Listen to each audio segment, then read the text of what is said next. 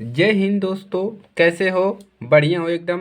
तो देखिए, इस क्लास में हम कक्षा 10 विज्ञान का जो खंड आपका गए यानी कि तीसरा खंड है, यहाँ से आपके 25 नंबर आपके बनेंगे। ठीक है।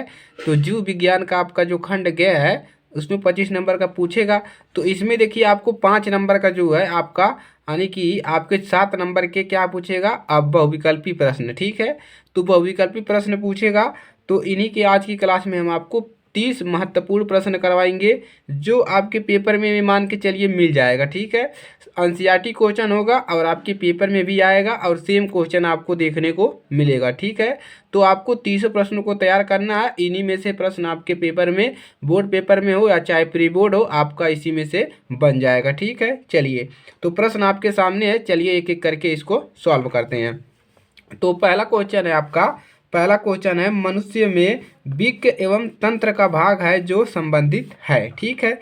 आपको बताना है कि वृक्क एक तंत्र का भाग है जो संबंधित है किसे? पोषण से, श्वसन, उत्सर्जन, परिवहन। ठीक है।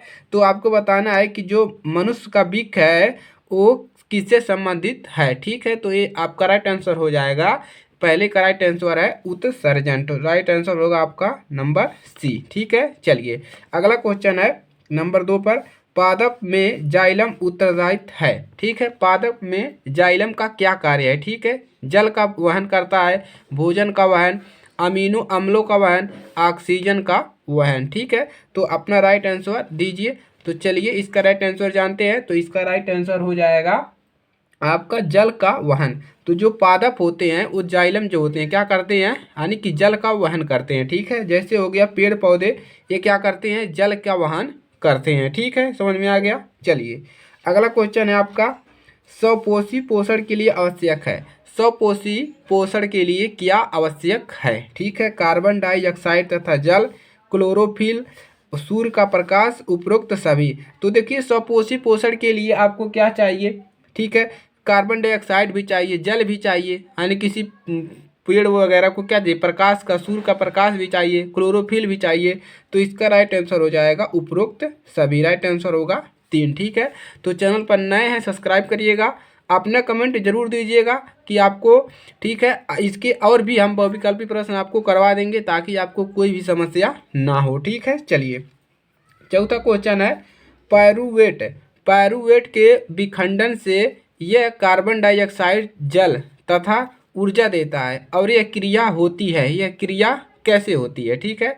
कोशिका द्रव्य द्वारा, माइटोकॉन्ड्रिया द्वारा, हरित लवक द्वारा और केंद्रक द्वारा।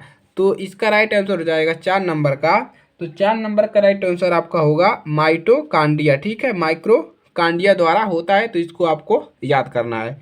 अगला क्वेश्चन है 5 नंबर पे, निम्नलिखित में से कौन सा पादप हार्मोन्स है? आपको बताना है पादप हार्मोन्स कौन सा है। इंसुलिन है, थायरॉक्सिन है, एस्ट्रोज है, साइटोकाइनिन है। तो आपको बताना है पादप हार्मोन कौन सा है। तो इसका राइट आंसर हो जाएगा आपका साइटोकाइनिन। तो जितने लोगों ने डी लगाया है वो बिल्कुल करेक्ट है। ठीक है। चलिए, अगला क्वेश्चन है 6 नंबर पे, दो तंत्रिका कोशिका के मध्य खाली स्थान को कहते हैं। बताइए, दो तंत्रिका कोशिका के मध्य खाली स्थान को क्या कहते हैं? द्रुमिका, सिनेप्स, एक्सान, आवेग। तो बताएंगे क्या कहते हैं। तो इसका राइट आंसर हो जाएगा, जितने लोगों ने ऑप्शन नंबर बी लगाया है सिनेप्स, इनका राइट आंसर एकदम करेक्ट हो जाएगा। ठीक है। चलिए, आगे बढ़ते हैं। अगला क्वेश्चन है, मस्तिष्क उत्तरदायित्व है। मस्तिष्क का क्या कार्य है? ठीक है। मस्तिष्क उत्तरदायित्व है सोचने के लिए, हृदय स्पंदन के लिए, शरीर का संतुलन बनाने के लिए, उपरोक्त सभी। देखिए, जो मस्तिष्क का कार्य होता है वो क्या करता है? आपको सोचने की शक्ति देता है। ठीक है। शरीर का संतुलन बनाए रखता है, हृदय को अच्छा करता है। ठीक है। तो इसका राइट आंसर हो जाएगा उपरोक्त सही, यानी कि डी वाले बिल्कुल करेक्ट हैं। अगला क्वेश्चन है, अलैंगिक जनन मुकुलन द्वारा होता है। तो बताना है किस में होता है? अमीबा में, ईस्ट में, प्लाज्मोडियम में, लेशमानिया में। ठीक है। तो बताएंगे अगला क्वेश्चन आपका राइट आंसर क्या होगा। तो इसका राइट आंसर हो जाएगा आपका ईस्ट में। ठीक है। तो इसका राइट आंसर हो जाएगा ऑप्शन नंबर बी। अगला क्वेश्चन है नंबर पे, निम्न में से कौन सा मानव में मादा जनन तंत्र का भाग नहीं है? बताइए, यानी कि पुरुष में से इनमें से जो दिया गया है कौन सा भाग पुरुष का नहीं है? ठीक है। अंडाशय, गर्भाशय, शुक्रवाहिका, डिंब वाहिनी, ठीक है। मादा जनन तंत्र, मादा मतलब क्या होता है, मादा मतलब होता है स्त्री। स्त्री में बताइए ये जो दिया गया है, ये जो भाग है स्त्री में कौन सा भाग नहीं है, ठीक है। तो चलिए इसका राइट आंसर बताते हैं। तो इसका राइट आंसर है शुक्रवाहिका, ठीक है। शुक्रवाहिका जो होता है वो स्त्रियों में नहीं पाया जाता है, ठीक है। चलिए अगला क्वेश्चन हल करते हैं। तो आप लोग बने रहिए और यही प्रश्न आपके पेपर में आने वाले हैं, और भी प्रश्न आपको लेकर आएंगे, करवा देंगे, ठीक है। चलिए आगे बढ़ते हैं। चलिए अगला क्वेश्चन है आपका 10 नंबर में, पराग कोश में होते हैं, बताएंगे पराग कोश में क्या होते हैं। बाह्यदल, अंडाशय, अंडप, पराग कण। तो पराग कोश में होते हैं, इसका राइट आंसर छुपा है इसी प्रश्न में, इसी प्रश्न में छुपा है। पराग कोश में क्या होगे, पराग कण। तो आपको केवल याद करना है पराग कोश में पराग कण। तो ऑप्शन नंबर डी वाले एकदम बिल्कुल करेक्ट हैं। अगला क्वेश्चन है 11 नंबर पे, समजात अंगों का उदाहरण है। समजात अंगों का उदाहरण है, हमारा हाथ तथा कुत्ते के अग्रपाद, हमारे दांत तथा हाथी के दांत, आलू व घास के ऊपर भूस्ती तारी, उपरोक्त सभी। तो इसका राइट आंसर क्या हो जाएगा, क्वेश्चन नंबर 11 का राइट आंसर हो जाएगा आपका आलू व घास के अग्रभूत सारी, ठीक है। तो राइट आंसर हो जाएगा आपका सी इज करेक्ट, ठीक है। चलिए अगला बढ़ते हैं। क्लोरोफिल अवशोषित करता है। तो क्लोरोफिल क्या अवशोषित करता है, जल, खनिज लवण, प्रकाश ऊर्जा, ऑक्सीजन। तो बताएंगे क्लोरोफिल जो होता है वो क्या अवशोषित करता है, ठीक है। तो क्लोरोफिल जो होता है प्रकाश ऊर्जा को अवशोषित करता है। तो राइट आंसर आपका सी वाला इज करेक्ट है। 14 नंबर पे है द्वार, द्वार कोशिकाएं पाई जाती है, बताएंगे। ये मोस्ट इंपोर्टेंट क्वेश्चन है। द्वार कोशिकाएं पाई जाती है जड़ों में, रंध्रों में, वात रंध्रों में, इन सभी में। तो बताएंगे किस में पाई जाती है, द्वार कोशिकाएं, ठीक है। द्वार कोशिकाएं जो पाई जाती है आपका, तो इसको याद कर लेंगे रंध्रों में, किसमें, रंध्रों में द्वार कोशिकाएं पाई जाती है।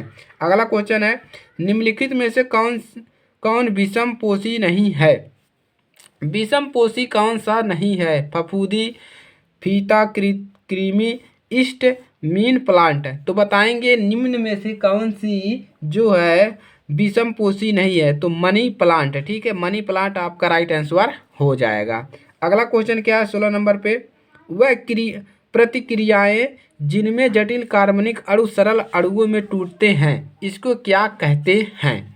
उपचयी अभिक्रियाएं, अपचयी अभिक्रियाएं, ए तथा बी दोनों सही है, सामान्य अभिक्रियाएं। तो बताइए वह क्रियाएं जिनमें जटिल कार्बनिक अणु सरल अणुओं में टूटते हैं उसको क्या कहा जाता है। तो राइट आंसर हो जाएगा ऑप्शन नंबर भी जितने लोगों ने लगाया है वो बिल्कुल करेक्ट हो जाएंगे। अगला क्वेश्चन है पायरुवेट, पायरुवेट के विखंडन की क्रिया संपन्न होती है। तो बताइए पायरुवेट की क्रिया जो होती है कैसे संपन्न होती है, कोशिका द्रव्य द्वारा, केंद्रक द्वारा, माइटोकांड्रिया द्वारा, अंतःप्रदवी जलिका द्वारा, ठीक है। तो राइट आंसर क्या होगा 17 नंबर का, तो माइटोकांड्रिया जहाँ पर आएगा बिल्कुल आंख बंद करके आप लोग यहाँ पर राइट आंसर लगा देंगे, सी वाला करेक्ट हो जाएगा, ठीक है। चलिए अगला क्वेश्चन है, एक किसी भी ऑप्शन में दे सकता है ए बी सी में, तो माइक्रोकांड्रिया पे आपको लगाना है। कोशिकीय प्रक्रमों में ऊर्जा मुद्रा है, बताइए। Mitochondria, ATP, glucose, pyruvate.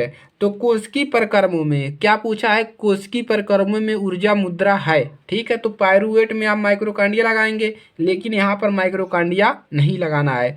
तो इसमें राइट आंसर क्या हो जाएगा, एटीपी, जहाँ पर एटीपी मिलेगा वहाँ पर टिप दीजिएगा, ठीक है। चलिए अगला क्वेश्चन है, श्वास नाली की लंबाई होती है, बताएंगे। श्वास नाली की जिससे हम सांस लेते हैं उसकी लंबाई कितनी होती है, 20 सेमी, 5 सेमी, 10 से 12 सेमी, 20 से 30 सेमी, ठीक है। तो बताएंगे कितनी होती है। तो राइट आंसर हो जाएगा आपका, जितने लोगों ने सी लगाया है 10 से 12 सेमी वो बिल्कुल करेक्ट हो जाएंगे। अगला क्वेश्चन चलिए लाते हैं। चलिए नेक्स्ट क्वेश्चन है क्वेश्चन नंबर 20 पे, मानव में गैसों का आदान प्रदान में होता है। मानव का जो गैसों का आदान प्रदान कैसे होता है, कुपिका द्वारा, कंठ द्वारा, श्वास नली द्वारा, ब्रोकाइन द्वारा। तो इसका राइट आंसर क्या होगा, मानव में गैसों का आदान प्रदान कैसे होता है। तो जितने लोगों ने ए लगाया है कुपिका वाले बिल्कुल ही करेक्ट हो जाएंगे। अगला क्वेश्चन है, लाल रुधिर रुधिराणुओं का जीवन काल होता है, यानी कि लाल रुधिर अणुओं का जीवन काल कितने दिन के लिए होता है? 120 दिन, 100 दिन, 110 दिन, इनमें से कोई नहीं। तो बताएंगे लाल रुधिर कणिकाओं का जीवन काल कितने दिनों के लिए होता है? तो इसका राइट आंसर हो जाएगा आप लोग का 120 दिनों के लिए। तो अरे ए नंबर आपका करेक्ट हो जाएगा।